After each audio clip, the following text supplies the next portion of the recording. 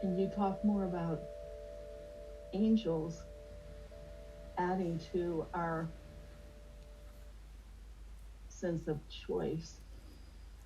An angel, I don't actually know where that word comes. The Hebrew word that tends to be translated as angel means messenger. Its direct translation is messenger. So then the question is, who sent the message? Like, who sent the message that the angel is, that, the messenger is bringing? If everything's one, is it your higher self? Is it this higher self, this multidimensional being that you are opening to, that has a greater wisdom that you, in this moment, in this physical form with some contraction, don't yet know? Is it all of the energies beyond our understanding that are supporting us in all non-physical energies? So it's, how do we use that word? But if everything's one, there are supporting energies, and that's all part of that one, that we can open to, attuning to, aligning with. We might call it our own tuition, our own greater knowing. So there's many ways to expand that word. It doesn't have a specific definition. It means all that's happening, that is supporting us in the walk of human life.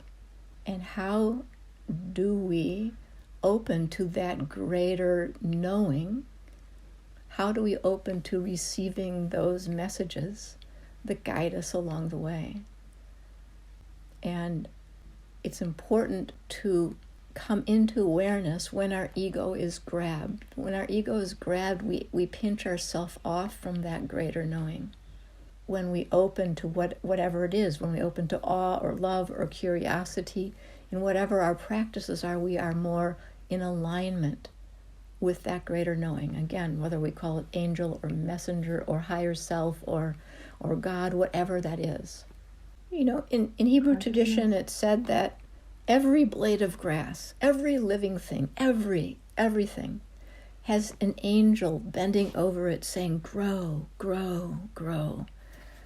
Meaning we are each one of us are so fully supported by non-physical energies that are there, whether you call them, again, spirit guides, guardian angel. There are energies that support us. What psalm is it? And God instructed the angels to watch out for you and hold you in the palm of your hand, in their hands, lest you stumble with your feet upon a rock. That there are those energies that support us. So even when we're challenged in life, the question is how much more challenged we might have been without those angels, those energies looking out for us. But again, it's all one. So rather than trying to categorize it, it's an angel, or it's a guardian angel, or it's a spirit. We are energy. That's all that we are. And so there's energies that's still this oneness that we get pinched off from. So how do we open to that knowing that then flows to us? And that may be a sign, like you're saying, or it may be a knowing that comes to us. It may appear in many different ways. If you were God and you were trying to get somebody's attention here in physical reality, how would you do it?